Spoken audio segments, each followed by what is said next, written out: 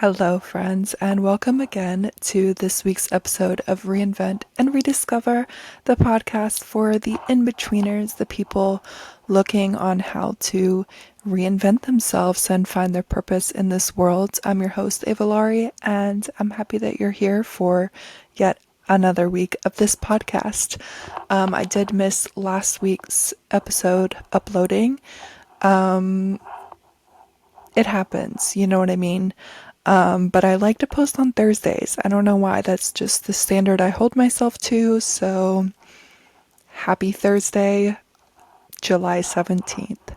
And this week, I don't necessarily have a strict outline of what I want to talk about, but there's definitely some things that have been on my mind that I just want to talk about. And it has a lot to do with moving forward in life, closing chapters to kind of open new ones for yourself. And a lot of that has to do with kind of an energetic cleanse. And I've talked about this before, of decluttering your life and decluttering your energy. I truly think that until you are willing to let go of something that is holding you back from your future, that you will never really be able to grasp something bigger. You won't have room energetically to hold something of more substance if you are still clinging for dear life for what you can get in the present or what you are settling for. If you are clinging on to something that is allowing you to settle in any area of your life, it is prohibiting you from growing into something bigger. And a lot of this has kind of surfaced because I quit my dream job. And it's because at some point I realized it was not my dream job anymore, because that was once a ceiling for me. And now I want that to be the floor that I walk on. And I've heard people kind of say that quote, like, all of my floors were once ceilings, meaning that at some point that I had attained was the highest level of achievement that I was capable of, and it allowed for, so much opportunity, right? But once you max out that level of opportunity at whatever level you may be at, there's nowhere else to go. You're banging your head into the ceiling, and the only way to grow is to step on top of it. Crush it, step on top of it, and physically allow yourself to level up by releasing this thing where you have maxed out your opportunity. If you have already grown in any way that you can from whatever this thing or situation may be, then there's nothing left for you within it. And you can spend a lot of time searching for something in it, and trying to force it to work for you. But the best thing you can really do is let it go and see what can happen for you moving forward. But you cannot see what may be possible for you when you're still hitting your head across the ceiling. Just know that when you turn around the corner, there's stairs to walk up. And sometimes you can't see those stairs because they're in a back hallway. You have to turn a couple corners. You have to feel lost. Maybe the lights are out. You're in a dark bar. I'm just trying to give you some visuals, okay, so that you can really visualize what I'm talking about and why I stand so firm in my decision to leave a job that I had dreamt of for so long and took pride in for so long. And I was really emotional about it last week,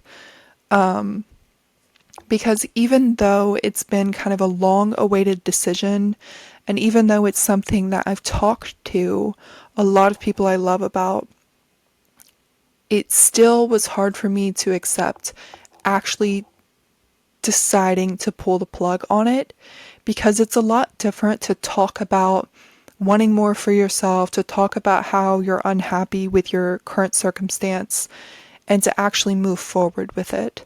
A lot of people are just talkers. A lot of people didn't believe that I would actually quit the job.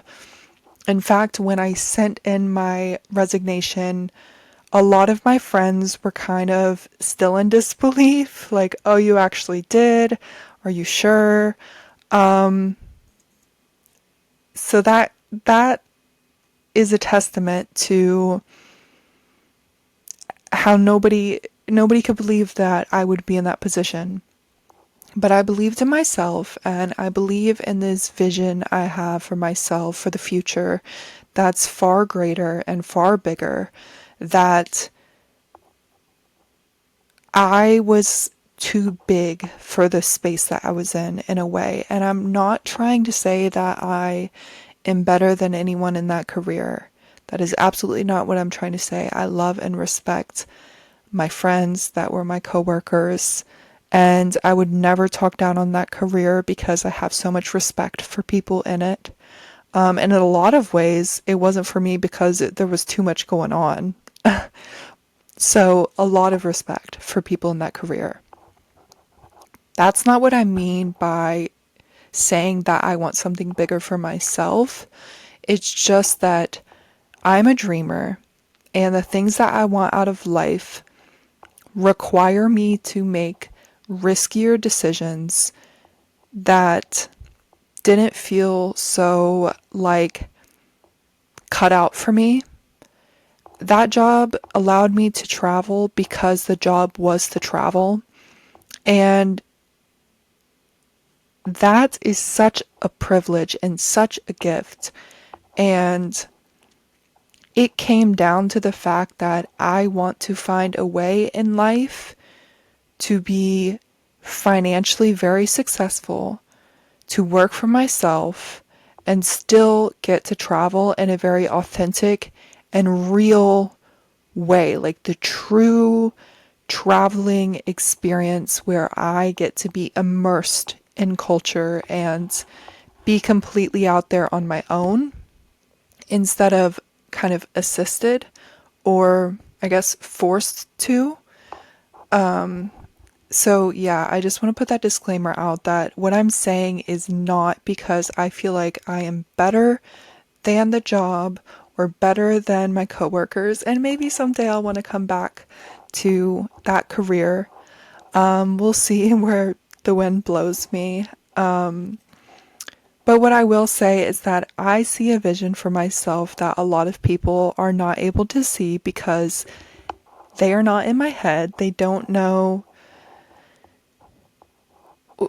my dreams at the end of the day. They don't know my thoughts. They don't know my full capabilities. They don't know me like I know me.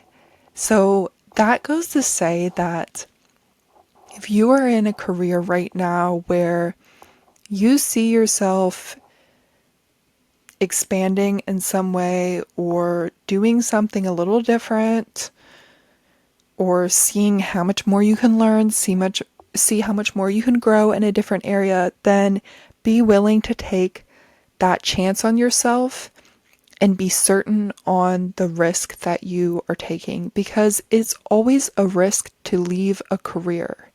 Of course, like you may end up in a career that makes less money or has less good benefits, or you may end up unemployed for a little while or less happy. Sometimes the grass is not always greener on the other side, but it is green where you water it. So I know that I'm going to be okay with this decision because while there may be a lot of downsides to this decision that I made, I truly believe that wherever I choose to nourish in my life, that it will grow. That whatever I choose to put my energy towards, that it will flourish. And I have no doubt in my ability to make the best of situations and to create opportunity where it feels desolate. And if you believe in yourself enough, I think that you will always kind of find a path for yourself. But you have to falter that belief in yourself in a deep enough sense where when people are in disbelief by your actions, you stand on it and you stand up business and you know what you're doing, because even though the path may not be clear, you know that you have something different or greater in mind for yourself than what you are currently allowing yourself to do. And I feel like my success and my growth was capped. And I think that's why a lot of people love the career that I was in, because it's very easy to skate by and not have to produce like minimums or hit a certain target each quarter. You can just show up, leave, not think about the job, and kind of bask in the benefits. And it can be a lovely life to live if you appreciate it for what it is. And that was great for a while. I did appreciate it for what it was. I took what it was worth and I really ran with it and had a lot of fun. But for me, I want to feel like I'm really working towards something. I want to feel like I'm working hard. I want to feel tired from learning new things and failing a bit. And I want to use my brain more. I want to use this intelligence that I have and the knowledge that I have that I've taken a long time to create. So just know that if you are in a room and it feels suffocating, there's a stairwell somewhere, there's a rooftop somewhere in that building that you are currently in. And maybe you have to do some searching, but baby, you're in a hotel, like you're in a penthouse building, sitting on the second floor. Like, walk up those stairs, find the rooftop, find the exit, find the way out, okay? Stand on the ceiling that you are currently under, because it will continue to close in on you and the room will get crowded, more crowded, crowdier. The room will continue to fill up with people the more you stand in it. And it's a lonely road sometimes to keep feeling like you're looking for staircases and looking for a way out and constantly looking to see your potential. But I feel like I will do a great disservice to myself if I don't find how to maximize my potential in a lot of different assets of my life. And I truly think that most people in life never find what it means to be maximizing their potential, because it's risky to take bets on yourself. It's risky to see how much you can follow a path of growth. It's very risky to see what your potential may be. And I think I really did learn this through marathon training. I will talk about that probably in every podcast episode, because I never thought I would ever be capable of being a runner, yet alone running a marathon. And that was proof to myself that any target I see that seems overwhelmingly massive, I can accomplish if I halter that belief in myself and continue to find stairwells to keep walking up and always find a way out. Sometimes it leaves you in darkness. Sometimes it's a lonely road. But the view is so good. And the way you will take so much more pride in yourself and be so much more confident in yourself, knowing that you always find a way through, is just chef's kiss. No, but seriously, taking bets on myself is really important if I want to escape the redundancy of life, if I want to escape kind of the patterns that have been in generations of my bloodline. I already paved the way as far as traveling the world. So, like, nobody in my bloodline, I don't think, ever has really traveled the world except like my lineage who, came over to the US at some point. But I'm really the first one in my family to go out and travel and solo travel. And like my mom never lived alone ever. My mom's mom surely didn't. My mom's mom, whatever. It goes down the line. Like I'm the first female in that lineage to live alone. And I take a lot of pride in paving the way for the people that will come after me. And I think that goes to say that some people are just okay with doing what it takes to live, a decent life. And there is nothing wrong with that. If that's you and you want to just live kind of a basic standard life that's fulfilling enough and gets the job done, then do that. Do it. That's totally fine. But for me, I just want to see how much I can do. I want to have different chapters of my life that are also different and vastly different. I want to have like crazy different careers and experiences and kind of like eras of myself that I can look back on and see how many different chapters I went through and phases of life I went through and the things I learned in each one. Because I think it's so cool when somebody that you talk to who's very grown feels like they've lived so many different lives. I think those type of people are so cool. And a lot of people I had worked with were once, working in the fashion industry or real estate, or once they were an actor. When they were younger, they lived abroad and had different lives, and that's cool. But the first chapter of my life was that job, and I didn't want that to be the only chapter of my life that I got to reflect on career-wise. And there's nothing wrong with that. And there's nothing wrong with faltering your identity outside of work. There's a lot of things that I enjoy outside of work, or there's a lot of things that I place my identity in that I identify with. So there's nothing wrong with placing your identity outside of your work and not really caring about your job.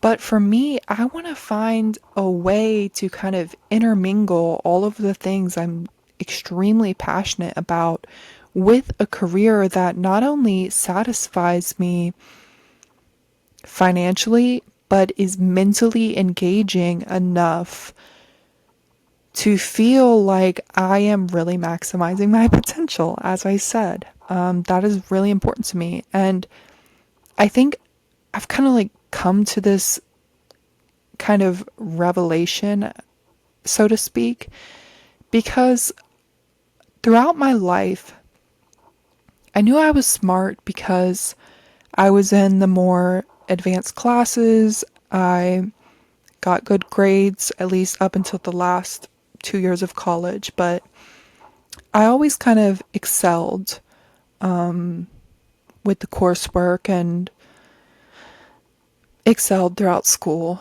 But I truly never believed that I was anything special, if that makes sense.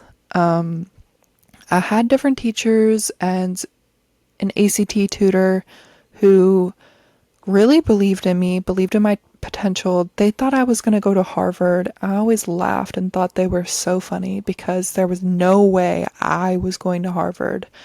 And I never took the chance on myself then because I didn't feel the support to back it up. You know what I mean? Confident people make bets on themselves that they can really stand on. And I was not willing to make any bet on myself because I knew like one soft blow and I was out. You know what I mean? Like, if I had made it to the point of sitting in a classroom at Harvard and one teacher told me that I wasn't going to make it, I probably would have dropped out, gone, because I didn't truly falter that belief and confidence in my intelligence and capabilities and potential. But now I feel like I'm kind of delusionally confident in my capabilities and the way that I will live my life. I wish I had that sort of confidence when I was in schooling, because for a while I wanted to go to school for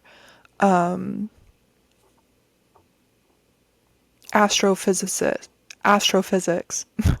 Now I sound like a moron because I can't even say it. But for a little while I wanted to go into neurology or astrophysics. I wanted to be an astronaut or a neuroscience scientist.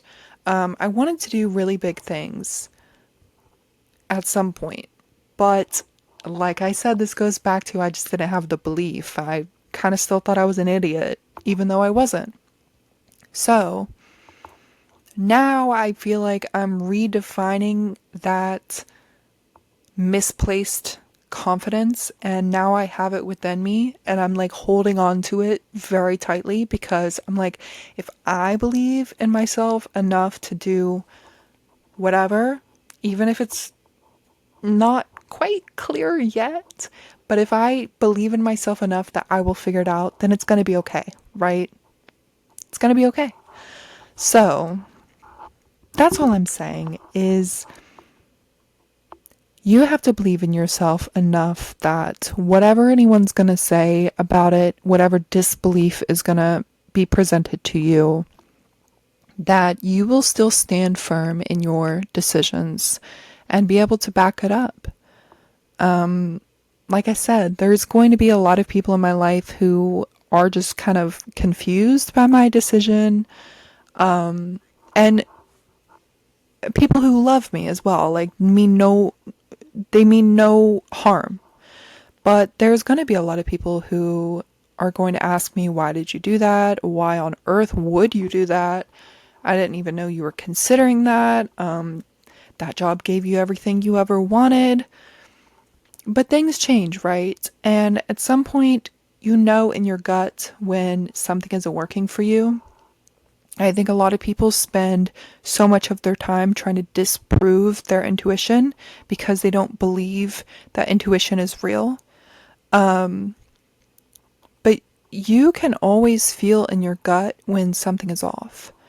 And I remember saying when I was in training for this job, like, oh, I wonder what else I can do beyond this, or I wonder what else I can learn, or I wonder what the next step is. Like, there's no real way to get promoted or like do more, learn more.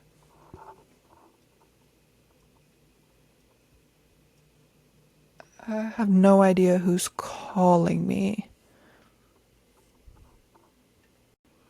I still don't know who that was, but that totally lost me off the rails for a minute, and this app that I'm recording on does not allow me to go back and see what I was saying until I completely stop the recording. So we're just going to carry on.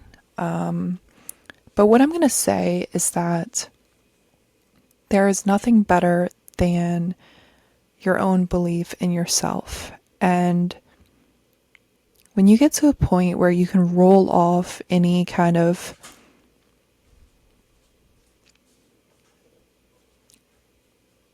resistance to what you're doing, you will truly be unstoppable in your goals and the life that you want for yourself. So it doesn't really matter opinions and other people's questions or feelings about what you're doing and how you're moving. But trust in yourself that it's always going to be okay because you have yourself. And I've told myself that for a long time. Like, no matter what happens, I'll always be okay because I know I have myself and I can rely on myself to the point of getting myself out of any situation that I need to get myself out of, or pulling myself through any situation. So, yeah, I hope that you are able to Stand firm on your decisions. And if you want to make a big life decision, do it, because at the end of the day, like, yes, it's a big decision and it feels massive and so serious, but life is not serious enough to worry so much about a decision that will only impact this little chunk of your life. Because when I zoom out and I'm grown, this will only be like a year of my life that feels in turmoil. And I'm probably not going to remember like how stressed out I was or all of this burdening that I felt. I'm just going to remember like I took a big chance on myself. And hopefully, I'll be looking back and think, oh wow, that really paid off. I really did something there, and I'm glad I made that risky choice. And I'm glad I didn't spend most of my life settling for something knowing that it wasn't meant for me. I think that's what I was talking about, was like that gut feeling. Because you feel it before you're able to verbalize it. A lot of times you already feel the turmoil. And a lot of people sit with the resistance and spend most of their life trying to prove their intuition wrong. Happens in marriages, relationships, friendships, careers, your lifestyle even. Like, your body knows when something is not for you. Like, I know as soon as I start going down the rabbit hole of drinking wine multiple nights in a row, or sleeping in multiple days in a row, or not working out multiple days in a row, I know my body does not feel that great. But if I'm trying to fight that and it's like, oh, well, I deserve it, and it's not that whatever, your body knows. Like, there's no need for you to constantly be resisting that negative feeling and the feeling that something's not right or something's not working for you.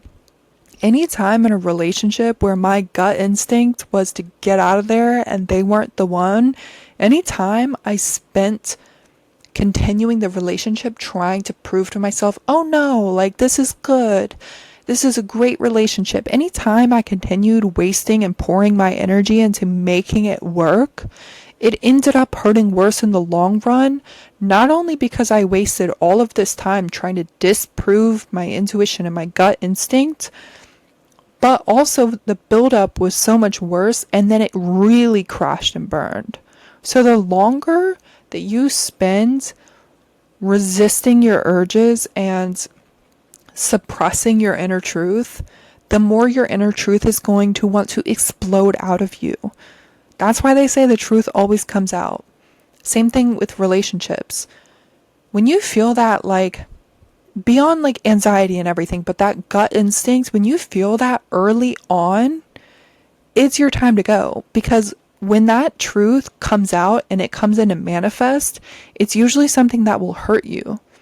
And you could avoid the pain by trusting that your intuition is always going to lead you in the right path. The people who have a strong relationship with themselves and trust that their inner selves are leading them to their truth find a way to live a life much more free and less in handcuffs. I don't want to be handcuffed around. I don't want to feel like I'm constantly fighting my own head and my heart. I want to trust that my heart knows what's going to happen in the future before it actually happens. Like, my heart knows that this career was not going to be long term. And I truly think it would have led to me getting fired, which would have been really unfortunate, because I'm not a bad employee. I work really hard. I care about people a lot. I was good at my job. It just wasn't right for me. So the longer I tried to prove to myself and force it to work, the more that truth would have wanted to come out, and the closer I was going to get to being fired. That would have sucked a lot worse than knowing when to leave and knowing when to get up and redirect yourself. I heard this quote recently and it really stuck with me, and it was like, leave while the party is still fun, or something like that. And it was basically the premise of when you're still having a fun time, it's actually the best time to exit. Because a lot of people, like partying in college, for example, oh, they're having fun, they're at the bars, and then all of a sudden somebody wants to go to like an after party, and then all of a sudden things take a turn for the worse, and then you're so hungover, or the cops came, and then this big event happened, or somebody fought, and now all of a sudden it's a bad story because you didn't know when it was time to go. I think the most successful people in life truly know when it's time to leave. That happens for like big business deals and things that I have not came into contact even yet, but based on my research and knowledge and listening to CEOs and stuff like that, the best business partners and the best CEOs know when to pull out from a deal. They know when to walk away before it crashes and burns. Same thing with people who invest in stocks. The most successful, stockbrokers? Is that what you call them? I'm speaking on this and now I'm like taking away all of my credibility and authority to speak on this topic. But the people who are most successful in investing in stocks know when it's time to pull the stock out and sell it. Because obviously you spend money investing in it and it's goes up and down, whatever. But when you know, like, okay, it's on the downward hill, sometimes you can make the risky move because you have enough knowledge to know that it's gonna like pay you back tenfold. But the people who don't know how to pull out suffer severe loss. Okay? Same thing with gambling, like knowing when to leave the casino before you really crash and burn and spend all your money in Las Vegas. You know, the people who have the most fun at the casinos either didn't really spend that much money because they didn't really care, or they had a budget and they only wanted to spend that much money. They know when to leave before it got bad. You know what I mean? I think that's true for anything in life, knowing when to leave. Any circumstance, however that may look for you, knowing when to pull out, knowing when to redirect, when to shift directions, and trusting that knowing within you is the truth and that it's going to guide you in the right direction that will serve you better than sticking around and trying to disprove that thought or feeling of yours. Okay? So I'm going to leave you on that note, and I hope you enjoyed this kind of like jibber jabbering about your goals, and kind of being confident in your redirection, your reinvention of self. That's what this podcast is all about, right? Reinventing yourself and constantly being on the upward scale of growth, even when it's ugly. But trusting that it's going to be very beautiful soon and there's going to be an amazing view. If you liked this podcast episode and you're new here, please like, follow, subscribe, depending on what platform you are viewing this on. And if you could leave a review or a comment, it would be greatly appreciated. I really believe in this podcast and I would love to see more reviews or more interaction, more engagement from the people who listen to this. And I'm happy that you're here. If you have stuck around for the year and I think 4 months of this podcast, crazy. But until next time, live passionately. Bye.